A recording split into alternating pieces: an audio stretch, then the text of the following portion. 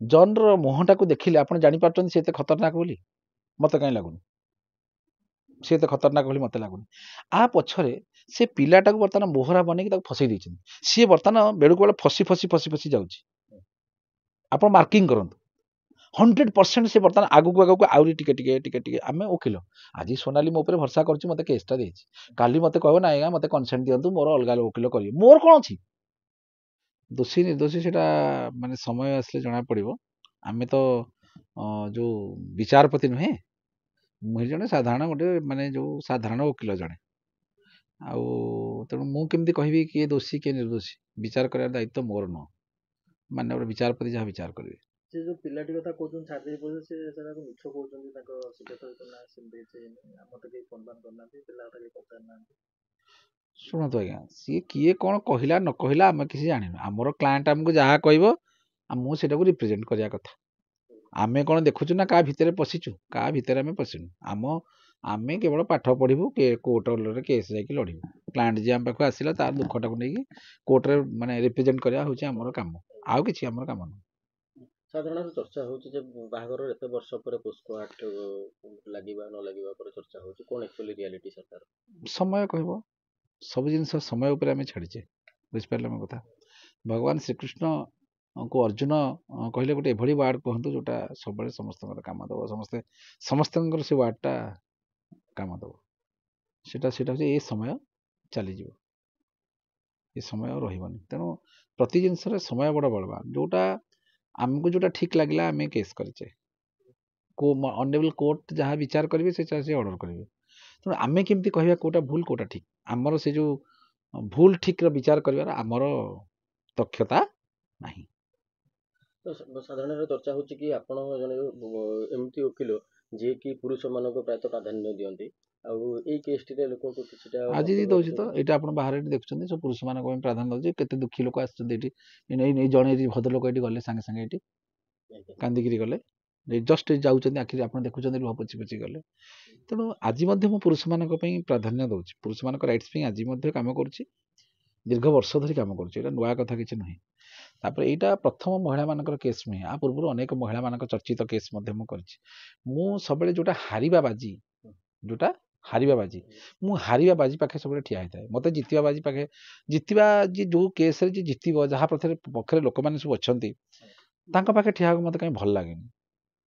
ମତେ ଭଲ ଲାଗେ ଦେଖନ୍ତୁ ଯେତେବେଳେ 2009 ମସିହାରେ ମୋ ନାଁରେ ରେପ୍ କେସ୍ ହେଲା ମୁଁ ବନ୍ଧା ହେଇକି ଜେଲକୁ ଗଲି ବନ୍ଧା ହେଇକି ରାଜରାସ୍ତାରେ ଜେଲକୁ ଗଲି ଜେଲକୁ ଗଲାବେଳେ ମୁଁ ଚିଲେଇ କିଛି ନହେଲେ ମୁଁ ଜାଣିଛି ମୁଁ ରେପ୍ କରିନି ଯୋଉ ଝିଅଟି ମୋ ନାଁରେ ରେପ୍ କେସ୍ କରୁଥିଲା ସିଏ ବି ଜାଣିଛି ମୁଁ ରେପ୍ କରି ନାହିଁ ମିଡିଆ ଯିଏ ଆସିଛନ୍ତି ସେମାନେ ବି ଜାଣିଛନ୍ତି ମୁଁ ରେପ୍ କରିନାହିଁ କାହିଁକିନା ତାଙ୍କରି ପାଖରେ ମୁଁ ବସିଥିଲି ସେ .com ପାଖରେ ସେଇଠୁ ଆସିକି ଏଠୁ ଆରେଷ୍ଟ ହେଇକି ଜେଲକୁ ଗଲି ଗଲା ପୋଲିସ ଯିଏ ମୋତେ ଆରେଷ୍ଟ କରୁଛି ସିଏ ବି ଜାଣିଛି ମୁଁ ରେପ୍ କରିନି କିନ୍ତୁ ଲଟା ଗୋଟେ ଏମିତି ବିଚିତ୍ର ବ୍ୟବସ୍ଥା ହେଇକି ଅଛି ମୁଁ ଆରେଷ୍ଟ ହେଇକି ଜେଲକୁ ଗଲି ମୁଁ ଚିଲେଇକି ଯେତେ ଯାହା କହିଲି କିଏ ମୋ କଥା ଶୁଣିଲା ମୁଁ ରେପ୍ କରିନି ବୋଲି ନା ମୋର ମେଡିକାଲ ଏଭିଡେନ୍ସ ଅଛି ନା ଅଛି ନା ରେପ୍ର ସାଇନ୍ ଆଣ୍ଡ ସିମ୍ପଟମ୍ ଅଛି ନା ଗୋଟେ ଘର ଭିତରେ ମୁଁ କାହାକୁ ରେପ୍ କରି ପକେଇଛି କିଛି ନାହିଁ ମୁଁ ବନ୍ଧା ହେଇକିରି ଜେଲକୁ ଯାଉଥିଲି ଏକୁଟିଆ ମୁଁ ସେତେବେଳେ ଥିଲି ମତେ କିଏ ସାହାଯ୍ୟ କରୁଥିଲା କେହି ନାହିଁ କେବଳ ଜଣେ ଲୋକ ସାହାଯ୍ୟ କଲା ସେ ହେଲେ ଈଶ୍ୱର ବୁଝିପାରିଲେ।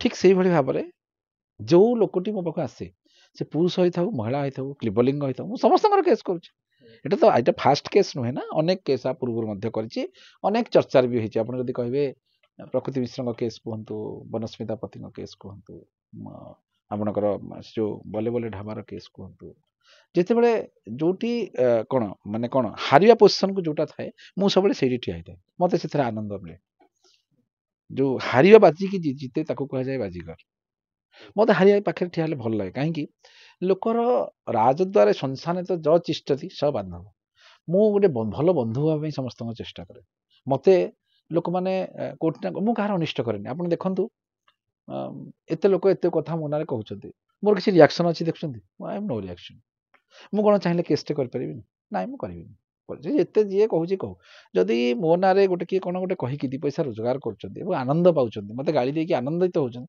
ହୁଅନ୍ତୁ ଗୋଟେ ଟାଇମ ଆସିବ ସେମାନେ ମଧ୍ୟ ନିଜେ ରିଅଲାଇଜ କରିବାରେ ଏଇ ଲୋକଟାକୁ ଗାଳି ଦେଲେ କିଛି ଲାଭ ହଉନି କାହିଁକିନା ମୁଁ କାଲି ସକାଳେ ମରିବି କଞ୍ଚି ମୁଁ ନିଜେ ଜାଣିନି ଲୋକମାନେ କୋର୍ଟ କଚେରୀକି ଦୌଡ଼ିକି କେତେ ହ୍ୟୁମିଲେସନ ହଉଛନ୍ତି ମୁଁ ନିଜେ ଆଖିରେ ଦେଖୁଛି ମୋର କଣ ଦରକାର ମୁଁ କାହିଁକି କାହାକୁ ଗୋଟେ ହଇରାଣ କରିବି କାହିଁକି ମୋ ନାଁରେ ଯେତେବେଳେ 2009 ମସିହାରେ ଯେତେବେଳେ ମୋ ନାଁରେ ରେପ୍ କେସ୍ ହେଲା 2012ରେ ମୁଁ ଆକ୍ୟୁଟେଡ୍ ହେଲି 2009ରୁ 2012 ବର୍ଷିଆ ପର୍ଯ୍ୟନ୍ତ 4 ବର୍ଷ କାଳ ମୁଁ କି କଷ୍ଟ ପାଇଛି।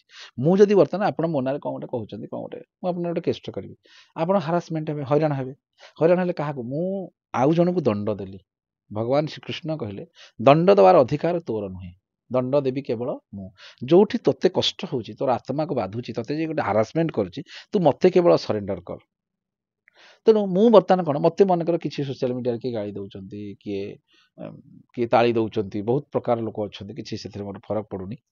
ମୁଁ କେବଳ ଯୋଉଠି ମନେକର କୋଉଠି ଟିକେ କ'ଣ କଷ୍ଟ ହେଲା ମୁଁ କେବଳ ଈଶ୍ୱରଙ୍କ ପାଖରେ ହାତ ଟେକୁଛି ହେ ଈଶ୍ୱର ମୁଁ ଯଦି କିଛି ଭୁଲ କରିଛି ମୋତେ ଦଣ୍ଡ ଦେବା ପାଇଁ ମୁଁ ପାଇବା ପ୍ରସ୍ତୁତ। ମୋ ହିସାବରେ ମୁଁ କିଛି ଭୁଲ କରିନାହିଁ। କାହିଁକି ଦୁଇଟା ଜିନିଷକୁ ଆପଣ ତର୍ଜମା କରନ୍ତୁ। ଲୋକ କହୁଛନ୍ତି ପୁରୁଷମାନଙ୍କ ରାଇଟ୍ସ ପାଇଁ କାମ କରୁଥିଲେ କାହିଁକି ମହିଳାଙ୍କ କେସ୍ କଲେ। ଏଇଟା ମୋର ପ୍ରଥମ ମହିଳା କେସ୍ ନୁହେଁ। ସକଳେ ଘଟେ ନାରାୟଣ ଅନାଦି ପରମ କାରଣ। ମୁଁ ଯେହେତୁ ବନ୍ଧା ହେଇକି ମିଛ କେସ୍ରେ ଜେଲ୍ ଯାଇଥିଲି ମୁଁ ଭାବୁଥିଲି ଏବଂ ଲଢ଼େଇ କରୁଛି କ'ଣ ଅଲଗା ଲୋକ ମୋ ଭଳି ବନ୍ଧା ହେଇକି ଭିତରକୁ ନ ଯାଆନ୍ତୁ। ଆଜି ମଧ୍ୟ ଲଢ଼େଇ କରୁଛି କିଛି ମୋତେ ଫରକ ପଡ଼ୁନି ପ୍ରଥମ କଥା। ଦ୍ୱିତୀୟ ଜିନିଷ ହେଉଛି ମୁଁ ଯେତେବେଳେ ବନ୍ଧା ହେଇକି ଜେଲ୍ ଯାଇଥିଲି ଭୁବନେଶ୍ୱର ବହୁତ ମାନେ 5 ଜଣରୁ 6 ଜଣ ମହିଳା ସ୍ୱେଚ୍ଛାସେବୀ ମାନେ ମୋ ସାଙ୍ଗରେ ମୋତେ ପୁସ୍ କରୁଥିଲେ ମୋତେ ଖାଇବାକୁ ଦେଉଥିଲେ ମୋତେ ପଇସା ଦେଉଥିଲେ ମହିଳା ସ୍ୱେଚ୍ଛାସେବୀ ମାନେ ଆଜି ବି ସେ ଅପାମାନେ ସବୁ ଅଛନ୍ତି ଯେଉଁମାନେ ସବୁ ଭଲ ବ୍ରାଣ୍ଡେଡ୍ ସୋସିଆଲ ୱାର୍କର ଦେଖୁଛନ୍ତି ସମସ୍ତେ ମୋତେ ଭଲ ପାଉଥିଲେ। ସମସ୍ତଙ୍କ ଘରେ ଯାଇକି ମୁଁ ପଖାଳ ଖାଇକି ଆସେ ଦିହିପରେ ଭୋକ ହେଉଥିବା ଫୋନ୍ କରିକି ଅପା ମୁଁ ଟିକେ ଯାଇକି ଖାଇକି ଆସେ। ମହିଳାମାନେ ମୋତେ ସପୋର୍ଟ କରୁଥିଲେ। ମୁଁ କେତେବେଳେ ମହିଳା ବିରୋଧୀ ନୁହେଁ କିନ୍ତୁ ଜଣଙ୍କର ଯଦି ଫଣ୍ଡାମେଣ୍ଟାଲ ରାଇଟ୍ଟା ଭାଓଲେସନ୍ ହେଉଛି ମୁଁ ସେଠି ଠିଆ ହେବି। ଏଇ ଯେଉଁ ଝିଅଟିର କଥା ଚିନ୍ତା କରନ୍ତୁ ମୁଁ ଯାହା ପାଇଁ ଠିଆ ହେଇଛି ମୁଁ ଷ୍ଟାଣ୍ଡ ନେଇଛି ତା ପାଇଁ ମୋତେ କିଛି ଫରକ ପଡ଼ୁନି ଯିଏ ମୋତେ ଶୋଧୁ ଗାଳି ଦେବ ମୋର କିଛି ଫରକ ପଡ଼ୁନି। ପଚାରନ୍ତୁ କାହିଁକି ସେ ଝିଅଟି ନାବାଳିକା ବୟସରେ ବାହା ହେଲା ଛୁଆ ଜନ୍ମ କଲା ଛୁଆଟା ତୁମେ ନେଇଗଲ ତାକୁ ନେଇକି ଯାତ୍ରାପାଟିରେ ଛାଡ଼ିଦେଲ।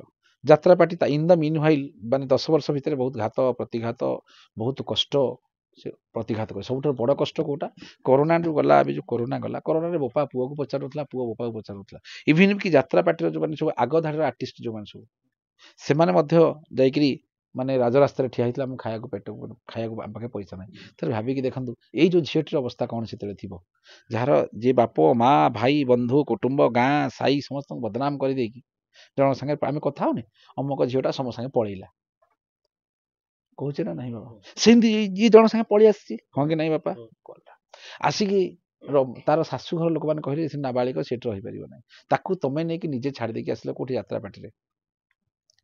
ଆରେ ସେ ନିଜେ ଯାଇଛି କି ଯାତ୍ରାପାଟି ନା କାହା ସାଙ୍ଗରେ ପଳେଇଛି ତମେ ନିଜେ ବି କହିଛ ଯେ ମୁଁ ଏବଂ ତାକୁ ନେଇକି ଯାତ୍ରାପାଟିରେ ଛାଡ଼ିଲି ଏବଂ ମୁଁ ମଧ୍ୟ ରହିଲି ହଁ କି ନାହିଁ। ତାକୁ ସେ ତମେ ଛାଡ଼ି ଦେଇକି ପଳେଇ ଆସିଲ ତାର ଠିକଣା କୋଉଟା ହେଲା ଯାତ୍ରାପାଟି। ଆଚ୍ଛା ସେଇ ଯାତ୍ରାପାଟିରୁ ସେ କାହା ସାଙ୍ଗେ ପଳେଇଛି କି ପଳେଇନି ସେଇଠି ଅଛି ଆଜି ମଧ୍ୟ ସେଇଟା ତାର ଠିକଣା ଗଲା। ସେ ତୃତୀୟ ଜିନିଷଟା ଆସୁ ତାଙ୍କର ପୁଅ ଯଦି ତାଙ୍କର ମାଆକୁ ଖୋଜେ ମାଆଟାକୁ ପୁଅଟା କେତେବେଳେ ଖୋଜେ ମାଆର ରିକ୍ୱାରମେଣ୍ଟ ପୁଅର କେତେବେଳେ ଥାଏ ବେଶୀ ରିକ୍ୱାରମେଣ୍ଟ ନେସେସିଟି ଯେଉଁଟା ଅର୍ଜେଣ୍ଟ ଦରକାର କେଉଁଟା ଆପଣ ଯଦି ଅନେବୁଲ ଆପେକ୍ସ କୋର୍ଟଙ୍କ ଜଜମେଣ୍ଟଟା ଇଏ ଅନୁଧ୍ୟାନ କରିବେ ଯେଉଁଟାକୁ ଆପଣ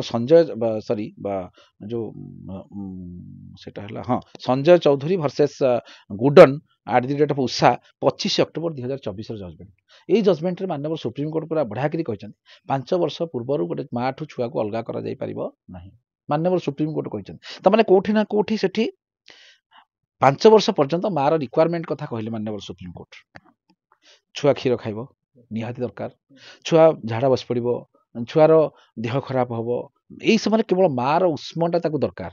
ଯଦି ମା କୋଳରେ ଗୋଟେ ଛୁଆଟେ ରହିଲା ତାର ମାନେ 99% ରୋଗ ତାର ଭଲ ହେଇଯିବ ହଁ କି ନାହିଁ। ଯେଉଁ ସମୟରେ ତାକୁ ରଖିଲା କିଏ ମା ବାପା ହେଇକି ତାର ଜେଜେବାପା ସେ ନିଜେ ବି ତାଙ୍କର ଇଣ୍ଟରଭ୍ୟୁ ମୁଁ ଦେଖୁଥିଲି ସେମାନେ ଅଟୋ ଚଲେଇ ସେ ଛୁଆକୁ ପୋଷୁଥିଲେ ଯାହା ରିଅଲିଟିଟାକୁ ଯାଆନ୍ତୁ ଗଲା। ସେ ଝିଅ ରହିଲା କୋଉଠି ଯାତ୍ରାପାଟିରେ କରୋନା ସମୟରେ ମଧ୍ୟ ଯଦି କରୋନା ଟାଇମରେ ଯେତେବେଳେ ସବୁ ଦୁନିଆ ହାହାକାର ହେଉଥିଲା କରୋନା ଟାଇମରେ ବି ତାକୁ ଆଣି ହେଇଥାନ୍ତା ହଁ କି ନାହିଁ ବାପା। ଯେତେବେଳେ ହାହାକାର ଦୁନିଆ ହେଉଛି ଲୋକମାନେ ମାନେ କୁଢ଼ ଶବ ଉଠୁଛି ବୋପା ପୁଅର ଶବ ଶୁନି ବାପ ପୁଅର ଶବ ବୋପାକୁ ବି ଛୁଆଙ୍କୁ ଦିଆଯାଉନି ହଁ କି ନାହିଁ। ଏ ସମୟରେ ବି ସେ ସେଠି ଷ୍ଟ୍ରଗଲ୍ କରୁଥିଲା। ଯେତେବେଳେ ସଫଳତାର ଶେଷ ଗୋଟେ ଭଲ ସିଡ଼ିରେ ଆସିକି ସେ ପହଞ୍ଚିଲା ଆକ୍ଚୁଆଲି ଆପଣମାନେ ଭାବିଛନ୍ତି କି ଏଇ ଯେଉଁ ପିଲାଟି ସେ ଯେଉଁ ଜନ୍ ବୋଲି ପିଲା ଆଉ ସୋନାଲି ଭିତରେ କଳି ହେଇଛି ନାହିଁ ଏମାନେ କେବଳ ଯେମିତି ଗୋଟେ କଣ୍ଢେଇ ନାଚ ହଉନି କଣ୍ଢେଇ ନାଚ ଦେଖିଛନ୍ତି ଆପଣମାନେ କଣ୍ଢେଇ ନାଚରେ ଯିଏ ନାଚନ୍ତି ଏମିତି ହେଇକି ସେମାନେ ଆକ୍ଚୁଆଲି ନାଚନ୍ତିନି ନାଚିବା ଲୋକ ସେ ପଛରେ ଠିଆ ହେଇକି ଗୋଟେ କାଠିରେ ନଚାଏ ତାଙ୍କୁ 3 କଣିଆ କାଠି ବୁଝିପାରିଲେ ମତେ ଆଙ୍କ ପଛରେ କିଛି ଲୋକ ଅଛନ୍ତି ଯେଉଁମାନେ ତୁଳସୀ ସମ୍ରାଟ ନା କ'ଣ କହୁଛନ୍ତି ତୁଳସୀ ସମ୍ରାଟ ନା କ'ଣ କହୁଛନ୍ତି ପରା। ମୋ ପିଲାବେଳକୁ ମୁଁ ଶୁଣିଛି, ଆଉ ଆଜି ମୁଁ ଆସି ବୁଢ଼ା ହେଇକି ମରିବାକୁ ବସିଲିଣି, ତୁଳସୀ ଗଣନାଟ୍ୟ ହେଉଛି ନମ୍ବର 1 ଗଣନାଟ୍ୟ। ମାନେ ମୁଁ ଯାହା ଶୁଣିଛି, କେତେ ଦୂର ସତ୍ୟତା ଅଛି ମୁଁ ଜାଣିନି, ନହେଲେ ତ ମୁଁ କହିଦେଇଥାନ୍ତି ଆମ ସେ ଦାଦାଙ୍କର ରାଜଧାନୀ ଅପେରାଟା ସବୁଠୁ ନମ୍ବର 1। ମୁଁ ଯାହା ଶୁଣିଛି ତୁଳସୀ ଗଣନାଟ୍ୟ ସବୁବେଳେ ନମ୍ବର 1 ବେଷ୍ଟ ପାର୍ଟି। ବୁଝିପାରୁଛନ୍ତି। କିଛି ଲୋକ ଅସହିଷ୍ଣୁ ଲୋକ ଅଛନ୍ତି ଯେଉଁମାନେ ତୁଳସୀ ଗଣନାଟ୍ୟକୁ ସହି ପାରୁନାହାନ୍ତି। ନମ୍ବର 1 କାହିଁକି ହେଇକି ଆଜି ପର୍ଯ୍ୟନ୍ତ ଅଛି। ସେଇଭଳି କିଛି ପାର୍ଟିର ଲୋକମାନେ ଯେଉଁମାନେ ଯାତ୍ରା ପାର୍ଟି ତିଆରି କରୁଛନ୍ତି, କିଛି କଳାକାର ମାନେ ଯେଉଁମାନେ ଆକୁ ଅସହିଷ୍ଣୁ ହେଉଛନ୍ତି, କାହାକୁ, ସେ ଯେଉଁ ଝିଅଟିକି ସୋନାଲିକୁ, ସେମାନେ କିଛି ଯେଉଁ କ'ଣ ଯେଉଁ ପେଡ୍ ମିଡ଼ିଆ ତାଙ୍କୁ ବ୍ୟବହାର କରୁଛନ୍ତି, କିଛି ପଇସା ନିଅ ବୁଝାଅ ବୁଝାଅ ବୁଝାଅ ଗଲା। ଏବଂ ଏଇ ଯେଉଁ ପିଲାଟିକୁ ବ୍ୟବହାର କରୁଛନ୍ତି କେବଳ ସମାଜରେ ଏମାନଙ୍କୁ ବଦନାମ କରିବା ପାଇଁ। ଯଦି ବଦନାମ ହେବ, ବର୍ତ୍ତମାନ ଦେଖନ୍ତୁ ସୋନାଲି ବର୍ତ୍ତମାନ ମନେକର ମୋ ଅପେକ୍ଷା ଯଦି ବସିକି ଏଠି କାନ୍ଦିଲା, କହିଲା ସାର୍ ମୁଁ ସବୁ ଜିନିଷ ଭିଡ଼ିଓ କରିଦେବି, ସୁଇସାଇଡ଼ କରିଦେବି। ସୁଇସାଇଡ଼ କରିଦେଲା ମାନେ କ'ଣ ହେବ ନା, ସେ ଯେଉଁ ଗଣନାଟ୍ୟର ଗୋଟେ କ'ଣ କ୍ୟାରେକ୍ଟରଟେ ଗଲା, ପୁଣି ଗୋଟେ ନୂଆ କ୍ୟାରେକ୍ଟରଟାକୁ ଇଟ୍ ୱିଲ୍ ଟେକ୍ ଟାଇମ୍ ତଳକୁ ଆସିଲା। ଫାଷ୍ଟ କଥା। ଦ୍ୱିତୀୟ କଥା ହେଲା, ଏଇ ଯେଉଁ ଛୋଟ ପିଲାଟିକୁ ବ୍ୟବହାର କରାହେଲା, ଛୋଟ ପିଲାଟି, ଆମେ ଗଣମାଧ୍ୟମଟାକୁ କେତେବେଳେ ବ୍ୟବହାର କରୁଛେ, ଗଣମାଧ୍ୟମଟାକୁ ସେତେବେଳେ ବ୍ୟବହାର କରୁଛେ ଯେତେବେଳେ ଗୋଟେ ଲୋକର ଠିକଣା ନଥାଏ। ଆପଣ କହିବେ ଏଇ ଯେଉଁ ପିଲାଟି କୁଆଡ଼େ ମିସପ୍ଲେସ୍ ହେଇଯାଇଛି, ଯଦି କୌଣସି ସହୋଦର ବ୍ୟକ୍ତି ଆକୁ ପାଆନ୍ତି ତାହେଲେ ନିମ୍ନ ଠିକଣାରେ ଯୋଗାଯୋଗ କରିବେ, ଏୟା ତ, ହଁ କି ନାହିଁ ବାପା। ଆରେ ଇଏ ତ ଜାଣିଛି ଯଦି ତାର ମା ସିଏ ଠିକ, ମନେକର ଜନ୍ ବାବୁ ଜାଣିଛନ୍ତି ତା ଛୁଆର ଇଏଟା ସେଇ ଛୁଆ, ସୋନାଲି ହେଉଛି ତା ମା, ସେ ତ ନିଜେ କହୁଛନ୍ତି। ଆଚ୍ଛା, ସେ କହିପାରିଥାନ୍ତେ ଯେ ତୋର ମା ତୁ ଏଠି କ'ଣ ଖୋଜୁଛୁ ମୋ ପାଖେ, ତୁ ଯା ସେ ତୁଳସୀ ଗଣନାଟ୍ୟରେ ତୋ ମା କାମ କରୁଛି, ତୁ ଯା ସେ ଷ୍ଟେଜ୍ ତଳେ ବସି ତୋ ମାକୁ ଡାକିବୁ, ନହେଲେ ଦିନ ବେଳେ ଯା ତୋ ମା ସେଇଠି କୋଉଠି ସେଇଠି ଖୋଜ, ତୁ ଯାଇ ସେଇଠି ଖୋଜ। ମୋ କଥା ବୁଝିପାରିଲେ ନା ନାହିଁ। ଆଡ୍ରେସ୍ ତ ଅଛି, ଗଲା। ଆଉ ରହିଲା ସେଠି ନ ଖୋଜି ଆମେ ଯିବା ସୋସିଆଲ ମିଡ଼ିଆରେ ଖୋଜିବା। ସୋସିଆଲ ମିଡ଼ିଆରେ କ'ଣ ମାଆକୁ ଖୋଜାଯାଏ? ଆରେ ଯାହାର ମାଆଟା ସିନା ହଜିଯିବ ସେ ସୋସିଆଲ ମିଡ଼ିଆରେ ଖୋଜିବ, ପ୍ରଥମ କଥା। ଦ୍ୱିତୀୟ କଥା, ଯେଉଁ ପୁରୁଷ କମିଶନର କଥା, ଏଇ ଯେଉଁ ଝିଅଟି ଆପଣ ଦେଖନ୍ତୁ, ଇଏ ଝିଅଟି ପୁରୁଷଟାକୁ ଟର୍ଚର କରିଛି କି, ତା ନାଁରେ କ'ଣ ଫଲ୍ସ କେସ୍ କରିଛି କି, ତାକୁ ସମାଜରେ ବଦନାମ କରିଛି କି, ତା ବେକରେ ବନ୍ଧା ହେଇକି ବୁଲୁଛି କି? ତାହେଲେ ପୁରୁଷ ନିର୍ଯାତନା ଏଠି ଆସିଲା କୋଉଠି? ବରଂ ମହିଳାଟି ବର୍ତ୍ତମାନ ନିର୍ଯାତିତ, ତମେ ନେଇକି ଯାତ୍ରା ପାଟିରେ ତାକୁ ଛାଡ଼ି ଦେଇକି ଆଇଲ, ସେ ତ ସେଇଠି ଅଛି, ସେ ଯାଉଥିଲା ତା ଇଚ୍ଛାରେ ଯାଇଥିଲା ଯାତ୍ରା ପାଟିକି। ଯଦି ତମେ କହୁଛ ସେ ମୋ ସ୍ତ୍ରୀ, ତାଙ୍କ ସ୍ୱାମୀଙ୍କ କହିବା ହିସାବରେ ସିଏ ଡାକିଥିଲେ ତାଙ୍କ ମା ଯେତେବେଳେ ଦେହାନ୍ତ ହେଇଯାଇଥିଲା ତାଙ୍କ ମାଙ୍କର, ସେ ସମୟରେ ତାଙ୍କୁ ଡାକିଥିଲେ କିନ୍ତୁ ସୁନୀଲ ପଣ୍ଡା ଆସିନଥିଲେ। କାହିଁ ଗୋଟେ ଭଦ୍ରଲୋକ ପଠେଇଲେନି? ତାପରେ କୋଉ ଭଦ୍ରଲୋକଟାକୁ ପଠେଇଥିଲେ ତାକୁ? ଆଜି ଯଦି ତମର ସାରା ଓଡ଼ିଶାରେ ମାଳ ମାଳ ଫ୍ୟାନ୍ ଅଛନ୍ତି, ତମ ପାଇଁ ବହୁତ ଲୋକ କହୁଛନ୍ତି, ସେଇଥିରୁ ତାଙ୍କ ଘରେ ବାପା ଫାପା ଅଛନ୍ତି ନା ନାହିଁ? ସେମିତିଆ ଗୋଟେ 4 ଜଣ କି 5 ଜଣଙ୍କ ବାପାଙ୍କୁ ଆପଣ ଗୋଡ଼ା ତଳେ ପଡ଼ିବେ, ଯାହା ହେଲାଣି ମୁଁ ତ ବୟସ୍କ ହେଲାଣି, ମୋ ପିଲାଟା ଆଜ୍ଞା ତା ମାଟାକୁ ଖୋଜେ, ଟିକେ ଯାଇକି ଟିକେ ବୁଝାବୁଝି କରି ତାକୁ ଆଣ। କୋଉ ଲୋକ ବୁଝିବନି ଆଜ୍ଞା? 4 ଜଣ 5 ଜଣ ବୟସ୍କ ଲୋକ କିଏ ବୁଝିବନି? ବୁଝିପାରିଥାନ୍ତା ନା ନାହିଁ? ସେଗୁଡ଼ା ଆମେ କରିବାନି। ଆମେ ଜଣଙ୍କର ଚରିତ୍ର ସଂହାର କରିବା ଆସି ସୋସିଆଲ ମିଡ଼ିଆରେ, ସିଏ ଅମୁକ ସାଙ୍ଗେ କରୁଛି, ଏଇଟା କ'ଣ ଠିକ୍? ଆପଣ ଥରେ ଡେପ୍ଥକୁ ଯାଆନ୍ତୁ। ସାର୍, ଆଉ ଗୋଟେ ଦୃଷ୍ଟିରୁ ଯଦି ଦେଖିବା, ବୋହୂର କ'ଣ କର୍ତ୍ତବ୍ୟ ନଥିଲେ, ତା ଶାଶୁ ଚାଲିଗଲେ, ଟିକେ ଶୁଣନ୍ତୁ, ବୋହୂ ଶାଶୁର କଥା ଏଇଟା ବା ପ୍ରଥମରୁ ଡିଷ୍ଟର୍ବାନ୍ସ ହେଇଯାଇଛି, ଆପଣ ବୁଝିପାରିଲେନି କି? ଯେତେବେଳେ ଇଏ ଲୋକଟି ମନେକର ତାଙ୍କର ବାହାଘରଟି ସତ, ସେ ମନ୍ଦିରରେ ବାହା ହେଇଛନ୍ତି, କିନ୍ତୁ ଅନେକ ଜାଗାରେ ଘଟୁଛି, ଏଇଟା ଘଟିଛି। ଛୁଆଟି ଜନ୍ମ ହେବା ମଧ୍ୟ ସତ୍ୟ। 18 ମେ 2014 ତାରିଖ ଦିନ ପୁରୀ ବଡ଼ ମେଡ଼ିକାଲରେ ଛୁଆଟି ଜନ୍ମ ହେଇଛି, ତା ବି ସତ୍ୟ। ଆଚ୍ଛା, ଇଏ ଯେଉଁ ଜଣେ ଲୋକ ତାକୁ ଯେତେବେଳେ ନେଇକି ଛାଡ଼ି ଦେଇକି ଆସିଲା ଯାତ୍ରା ପାଟିରେ, ଆଉ ଯାତ୍ରା ପାଟିରେ ସିଏ ବି ଖବର ପାଉଛି ଇଏ ଅଲଗା ଜାଗାରେ ମ୍ୟାରେଜ କରିଯାଇଛି, ଅଲଗା ଝିଅମାନେ ଯାହା ବି ସେ ଗୋଟେ ଖବର ପାଉଛି, ଆମେ ନଇଁ ପଡ଼ିଲେ କ'ଣ ଅସୁବିଧା ହେଇଥାନ୍ତା? ଆମେ ଯଦି 4ଟା ଲୋକଙ୍କୁ ପଠେଇ ଦେଇଥାନ୍ତେ ସେଠି, ସେ ତ ଅଛି, ମୁଁ ତ ନିଜେ ଭୁଲ କରିଛି, ତା ଛୁଆଟା ମୋ ଘରେ ଅଛି, ପିଲାଟାକୁ ମୁଁ ତ କମ୍ ଏଜ୍ରେ ତାର କ୍ୟାରିୟର ନଷ୍ଟ କଲି, କାହିଁକିନା ସେ ତ ପାଠ ପଢ଼ିଥିଲେ ମନେ ଗ୍ରାଜୁଏସନଟା କରିଥାନ୍ତା ଆଟଲିଷ୍ଟ, ହଁ କି ନାହିଁ ବାପା? ପାଠପଢ଼ାଟା ତାର ବନ୍ଦ ହେଲା ନା ନାହିଁ ତମେ ତାକୁ ନେଇ ଆସିଲା ଦ୍ୱାରା, ହଁ କି ନାହିଁ? ଯଦି ଆମେ 5 ଜଣ ଭଦ୍ରଲୋକ ନେଇ କ'ଣ ଅସୁବିଧା ହେଇଯାଇଥାନ୍ତା? ତମେ ଯାଇଛ କି ଭଦ୍ରଲୋକ ନେଇକି? ସେଇଟାକୁ ଥରେ ଭାବନ୍ତୁ। ଶୁଣନ୍ତୁ, ଅନ୍ୟକୁ ଆଙ୍ଗୁଠି ଦେଖେଇବାଟା ଭାରି ସହଜ, କିନ୍ତୁ ଯେତେବେଳେ ନିଜ ଆଡ଼କୁ ଆସିବ ଭାରି କଷ୍ଟ। ଆମେ କହିପାରିବା କି ଜନ୍ଙ୍କ ପଛରେ କୌଣସି ଯାତ୍ରାପାର୍ଟି ମାଲିକ ଅଛନ୍ତି ବୋଲି? 100% ଆଜ୍ଞା। ସେ ଶୁଣନ୍ତୁ, ଜନ୍ର ମୁହଁଟାକୁ ଦେଖିଲେ ଆପଣ ଜାଣିପାରୁଛନ୍ତି ସେ ଏତେ ଖତରନାକ ବୋଲି? ମୋତେ କାହିଁ ଲାଗୁନି ସେ ଏତେ ଖତରନାକ ବୋଲି ମୋତେ ଲାଗୁନି। ଆ ପଛରେ ସେ ପିଲାଟାକୁ ବର୍ତ୍ତମାନ ମୋହରା ବନେଇକି ତାକୁ ଫସେଇ ଦେଇଛନ୍ତି। ସିଏ ବର୍ତ୍ତମାନ ବେଳକୁ ବେଳେ ଫସି ଯାଉଛି। ଆପଣ ମାର୍କିଂ କରନ୍ତୁ, 100% ସେ ବର୍ତ୍ତମାନ ଆଗକୁ ଆହୁରି ଟିକେ ଆମେ ଓକିଲ, ଆଜି ସୋନାଲି ମୋ ଉପରେ ଭରସା କରୁଛି, ମୋତେ କେସ୍ଟା ଦେଇଛି, କାଲି ମୋତେ କହିବ ନା ଆଜ୍ଞା ମୋତେ କନସେଣ୍ଟ ଦିଅନ୍ତୁ, ମୋର ଅଲଗା ଓକିଲ କରିବେ, ମୋର କ'ଣ ଅଛି? ଆରେ ମୋର ଆଧିରେ କ'ଣ ଅଛି? ମୋର କ'ଣ ସେ ମାଉସୀ ଝିଅ ଭଉଣୀ ନା କ'ଣ? କିଛି ନାହିଁ। ମୋ ପାଖରେ ଆସି ମୁଣ୍ଡ ବାଡ଼େଇକି ସେ କାନ୍ଦିଲା, ମୁଁ ତାର କେସ୍ଟେ ଫାଇଲ୍ କଲି। ଆପଣ ଗୋଟେ କାହାକୁ ପଠେଇବେ, ଆପଣ ରିପୋର୍ଟିଂ କରୁଛନ୍ତି, ଯାହା ବେମକ ସାହେବ ଭାଇ ସେଠି ଅଛନ୍ତି, ତାଙ୍କୁ କହିବ ମୋ ନାଁ କହିବ, ସେ କେସ୍ଟେ କରିବେ। ଆରେ ମୋର କ'ଣ?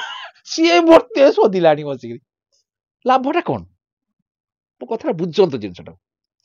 ଗୋଟେ ଜିନିଷର ସମାଧାନ କେମିତି ହେବ ତାର ବାଟ ବାହାର କରାଯାଏ। କିନ୍ତୁ ମୁଁ ସବୁବେଳେ କହେ ହଜାରେ ଲୋକଙ୍କର ମତାମତ ନେବ, ନିଜ ବୁଦ୍ଧିରେ କାମଟି କରିବ। ଏଇଟା ହେଉଛି ଟ୍ରିକ୍ ଜୀବନରେ ବଞ୍ଚିବାର। ମୋତେ ଦେଖନ୍ତୁ ସୋସିଆଲ ମିଡ଼ିଆରେ ଅନେକ ଲୋକ ଟ୍ରୋଲ୍ କରୁଛନ୍ତି, ଅନେକ ଲୋକ ଗାଳି ଦେଉଛନ୍ତି, ଅନେକ ଲୋକ ମୁହଁ ଖୋଲିକି କିଏ ଜେଲସି ହେଇକି କାହା ଡେଭଲପମେଣ୍ଟରେ ଜେଲସି ହେଇକି ପ୍ରାଣ ତାର ରାତିରେ ସେ ଶୋଉନାହାନ୍ତି। ସେମିତି ହେଲେ ସକ୍ସେସ୍ ଆସେନି। ମନେକର ଆପଣ ଦେଖନ୍ତୁ, ଆପଣ ମନେକର ଗୋଟେ ନ୍ୟୁଜ୍ ଚ୍ୟାନେଲଟେ କରିଛନ୍ତି, ମୋର ଗୋଟେ ନ୍ୟୁଜ୍ ଚ୍ୟାନେଲ ଅଛି, ମୋର ଗୋଟେ ମନେକର ଥମ୍ବନେଲଟା ମୋତେ ଜଣା ନାହିଁ, ମୁଁ ଆପଣଙ୍କୁ ରିକ୍ୱେଷ୍ଟ କରୁଛି କ'ଣ ଯେ ଭାଇ ଗୋଟେ ମୋର ଥମ୍ବନେଲଟା ଟିକେ କରିଦେଲ। ଆଚ୍ଛା, ସେମିତି ରିକ୍ୱେଷ୍ଟ କଲେ ସିନା ମୋ କାମଟା ତୁମେ କରିକି ଦେବ ନା, ମୁଁ ତୁମକୁ ଶଳା ଚୁତିଆ କହିକି ତଣ୍ଟିରେ ଠିଆ ହେବି, ତୁମ ବିରୁଦ୍ଧରେ କହିଲେ ତୁମେ ମୋତେ କରିକି ଦେବ, ଫୋନ୍ଟା ଉଠେଇବନି। ବଚନେ କି ଦରିଦ୍ରତା। ଭଲ କଥା କୁହ। ମନେକର ଜଣେ ଡେଭଲପ୍ କରୁଛି, ତମେ ତା ସାଙ୍ଗେ ଭଲ ସମ୍ପର୍କ ରଖ। ଭଲ ସମ୍ପର୍କ ରଖିଲା ପରେ କ'ଣ ହେବ ନା, ସିଏ କେମିତି ଡେଭଲପ୍ କଲା ସିଏ ତମେ ତାଠୁ ଇଲମଟା ପାଇବ। ସେତକ ନ କରି ତାକୁ ସୋସିଆଲ ମିଡ଼ିଆରେ ଗାଳି ଦେବ ତୁ ତା ରେ ରା କରିକି, ଏଗୁଡ଼ାକର କିଛି ମୂଲ୍ୟ ଅଛି? ବାପାରେ ଗୋଟିଏ ଜିନିଷ ସବୁବେଳେ ମନେ ରଖିଥାଅ, ସୋସିଆଲ ମିଡ଼ିଆ ହଉ କି ଗାଁ, ସୋସିଆଲ ମିଡ଼ିଆ ତାର ଅର୍ଥ କ'ଣ? ସାମାଜିକ ଗଣମାଧ୍ୟମ, ହଁ କି ନାହିଁ? ମନେକର ଆପଣଙ୍କ ଗାଁରେ ଗୋଟେ ଲୋକଟେ ଆପଣଙ୍କୁ ଶୋଧି ଗାଁରେ ଏପଟ ମୁଣ୍ଡୁ ସେପଟ ମୁଣ୍ଡା ମା ଭଉଣୀ ଶୋଧିକିରି ଗଲା, ଗୋଟେ ଲୋକକୁ ଶୋଧି ଗଲା, ସେଥିରେ ଇଜ୍ଜତ କାହାର ବେଶୀ ଗଲା? ଆପଣଙ୍କର ଗଲେ ଭାବୁଛନ୍ତି? ଆପଣ ଯଦି ଯେତେ ଚୁପ୍ ରହିବେ ଆପଣଙ୍କ ଇଜ୍ଜତ ସେତେ ଉପରକୁ ଉଠିଲା। ଦେଖରେ ସେ ତାକୁ ଏତେ କଥା ସୋସିଆଲ ମିଡ଼ିଆରେ କହିଲା, ତାର କିଛି ରିଆକ୍ସନ୍ ନାହିଁ, ତା ବାଟରେ ସେ ବଇଛି, ତାର କିଛି ନାହିଁ। ହୁଲ୍ ବା କ'ଣ ଯୋଉ ବାଇଆର କି ଯାଏ ନା ବା କଲେ ବସା ଦୋହଲୁ ଥାଏ। ବାଇଆ ବସା ଦେଖିଛନ୍ତି ତ? ମୁଁ ହେଲି ଗୋଟେ ବାଇଆ, ମୋର ମାନ ସମ୍ମାନ ଇଜ୍ଜତ କିଛି ନାହିଁ, କିଛି ଅଛି ମୋର? ମୁଁ ତ ସମାଜରେ ମୋତେ ସମସ୍ତେ ଶୋଧୁଛନ୍ତି, ମୋର କ'ଣ ଇଜ୍ଜତ ଅଛି? ତେଣୁ ମୋତେ ଶୋଧିବା ଅପେକ୍ଷା କେମିତି ସମାଧାନ ହେବ ସେ ପିଲାଟିକୁ ବତାନ୍ତୁ, କାହାକୁ? ଯୋଉ ଜନ୍ ପିଲାଟିକୁ ବତାନ୍ତୁ, ବାବୁ ଇଏ ଧନ୍ଦାରେ ପଶିଲେ ତତେ ତ ଛୁଆରକୁ ମା ମିଳିବନି। ମା ମିଳିବା ପାଇଁ ହେଲେ ଯୋଉ ବାଟେ ଆସିଛୁ ପୁଣି ସେଠି ବ୍ୟାଗିୟର ଲଗା, କେମିତି ଭଦ୍ରଲୋକ ପଠେଇକି ସମାଧାନ କର। ଶେଷ ପ୍ରଶ୍ନ, ନାଣ୍ଡୁ ବାବୁ ଗୋଟେ ଅସୁବିଧାରେ ପଡ଼ିଥିଲା ନରିବଣ୍ଡା କେସ୍ରେ, ସେଇ ସମୟରେ ସବୁ ମାଲିକମାନେ ଏକଜୁଟ ହେଇକରି ତାଙ୍କୁ ସପୋର୍ଟ କଲେ। ଆମେ କେମିତି ଭାବିପାରିବା ଯେ ତାଙ୍କ ଏଗେନଷ୍ଟରେ ତୁଳସୀକୁ ଦବେଇବା ପାଇଁ କୌଣସି ପାର୍ଟିର ମାଲିକ ବି ଥାଇପାରନ୍ତି ବୋଲି? ଶୁଣନ୍ତୁ, ଏଇଟା ହେଉଛି ଗୋଟେ ଜେନେରାଲ କଥା। ଏଇଟା ଗୋଟେ କମ୍ପିଟିସନ ଦୁନିଆ। ଆପଣ ମିଡ଼ିଆ ହାଉସ୍ କରିଛନ୍ତି, ଆପଣଙ୍କ ମିଡ଼ିଆ ବନ୍ଧୁମାନେ ସମସ୍ତେ ସାଙ୍ଗ ହେଇ ବସୁଛନ୍ତି .com ପାଖରେ, ଇଏ ସର୍ଣ୍ଣ ବଉଛନ୍ତି।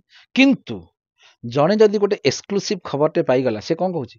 ଆରେ ରଘୁଆ ମୁଁ ଟିକେ ଟିଫିନ୍ କରିଦେଇକି ଆଉଛି କହିକି ସେ ଗାଡ଼ି ନେଇକି ଛୁ। ଏଇଟା ହେଲା ଗଣିତ, ଏଇଟା ହେଉଛି କମ୍ପିଟିସନ। ମନେକର ମୁଁ ଓକିଲାତି କରୁଛି, ମୁଁ ଆପଣ ଆଜି ପର୍ଯ୍ୟନ୍ତ ଶୁଣିଛନ୍ତି କୌଣସି ଓକିଲଙ୍କ ବିରୁଦ୍ଧରେ ପଦେ କହିବା, କୌଣସି ମିଡ଼ିଆ ହାଉସ୍ ନାଁରେ ପଦେ କହିବା, କାହାକୁ ମାନେ ବଦନାମ କରିବା? ବରଂ ମୋତେ ଯିଏ ମୋ ପାଖକୁ ଯେତେ ରହିଲା ରେଡ଼ି।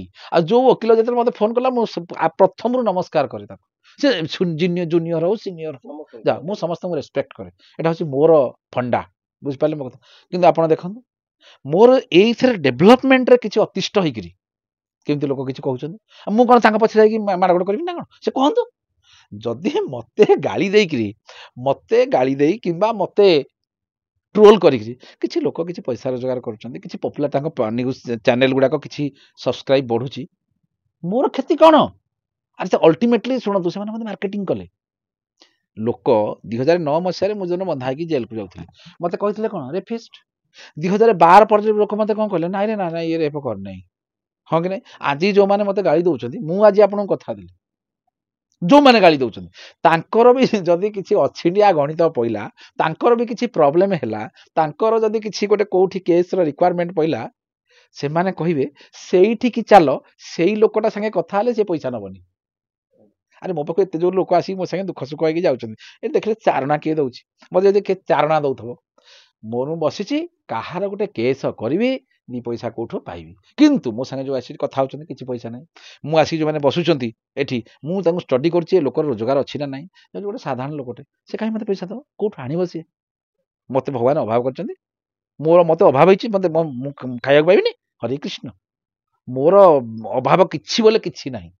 ଆପଣ ତ ସାର୍ କ୍ଲିୟରଲି କହୁଛନ୍ତି ଜଣେ ଯାତ୍ରା ପାର୍ଟି ମାଲିକ ହିଁ ତାଙ୍କ ପଛରେ ଲାଗିଛନ୍ତି। ଜଣେ ନୁହେଁ, କିଏ ଲାଗିଥିବ ନିଶ୍ଚିତ ଭାବରେ। ମୁଁ ଆପଣଙ୍କର ଏଇଟା ହେଉଛି, ଆରେ ମୁଁ ତ ପ୍ରଥମରୁ ସେଇ କଥା କହିଛି। ଆପଣ ମୋର ପ୍ରଥମ ଇଣ୍ଟରଭ୍ୟୁ ବି ଦେଖନ୍ତୁ, ମୁଁ ଫାଷ୍ଟରୁ କହିଛି ଯେତେବେଳେ ଦି ଜଣ ଲୋକ ମାଡ଼ ଗୋଡ଼ ଲାଗନ୍ତି ତୃତୀୟ ଲୋକ କେବଳ ଫାଇଦା ନିଏ। ନ ଫାଇଦା ଥିଲେ ଏ ପିଲାଙ୍କୁ କାହିଁକି ଗୋଟେ ପିନିଂ କରିକି ଚଲେଇଛନ୍ତି? ମୋ କଥା ବୁଝିପାରିଲ ନା? ଇଏ ତା ବାଟରେ ଥିଲା, ତା ବାଟରେ ଇଏ ଥିଲା, ଇଏ କଥା ଟୋଟାଲ ଉଠୁଥିଲା। ଯେତେବେଳେ ସେ କଣ ସେ ଯୋଉ ଯାତ୍ରାପାଟି ମାଲିକ ନା କଣ କହିଲେ କଣ ଗୋଟେ ଯାହା ତାଙ୍କର ଯେତେବେଳେ ଅସୁବିଧା ହେଲା ନରିପଟ୍ଟନାୟକଙ୍କ କେସରେ ଏଇ ଯୋଉ ମାନେ ଗୋଳମାଳିଆଟା ଅବସ୍ଥା ସେଠି ସୃଷ୍ଟି ହେଲା, ସିଏ କହିଲେ ଆରେ ଏଇଟା କଣ ଖସି ଏଇଟା ଗୋଟେ ଅବାଗିଆ ହେଇଗଲା, ଧରା ପଡ଼ିଗଲା, ଆମେ ସାଡ଼େ ସିସିଟିଭି ଅଛି, ହସି ହସି ଖେଳି ଖେଳିକି ଆଉ ତା ଭିତରୁ ନା ଆଉ ଗୋଟେ କଣ କରିବା କହିକି ଲଗେଇ ଦେଇଛନ୍ତି କାର୍ଯ୍ୟରେ। ଆରେ ବୁଝିପାରିଲେ ମୋ କଥା ତ? ତାକୁ କାର୍ଯ୍ୟରେ ଲଗେଇ ଦେଇଛନ୍ତି। ଏବଂ ଆଉ କିଛି ମଧ୍ୟ ଯୋଉ ସୋସିଆଲ ମିଡିଆ ଯୋଉ ସବୁ ଅଛନ୍ତି ସେମାନଙ୍କର ପଇସା ଟିକେ ପାଇବା ଖୋଲା କଥା। ସିଏ ଶୁଣ ଏଇ ଯୋଉ ୟୁଟ୍ୟୁବରେ ଭିଡ଼ିଓ କଲେ, ମୋର ୟୁଟ୍ୟୁବ ଚ୍ୟାନେଲ ଅଛି, ମୁଁ ଜାଣୁନି କେତେ ପଇସା ଆଦେହରୁ ବାହାରୁଛି, ସିଏ ଗୋଟେ କୁଆଡ଼ୁ ଗୋଟେ ସିଏ ସବୁବେଳେ ଅନେଇକି ବସିଥାନ୍ତି, କାହା ଆଡ଼ୁ ଏପଟୁ ପଇସା ପାଇଲା ଇଆଡ଼େ ଚାଲିଲେ, ସେପଟୁ ପଇସା ପାଇଲା ଇଆଡ଼ୁ ଚାଲିଲେ। ତେଣୁ ତାଙ୍କର ସେଟା ସୋର୍ସ ଅଫ୍ ଇନକମ୍, ତେଣୁ ତାଙ୍କର ବି କିଛି ଭୁଲ ନାହିଁ। ଯିଏ ଯାହା ଲାଇନରେ ଅଛି, ହରେ କୃଷ୍ଣ, ରାଧେ ରାଧେ। ଧନ୍ୟବାଦ।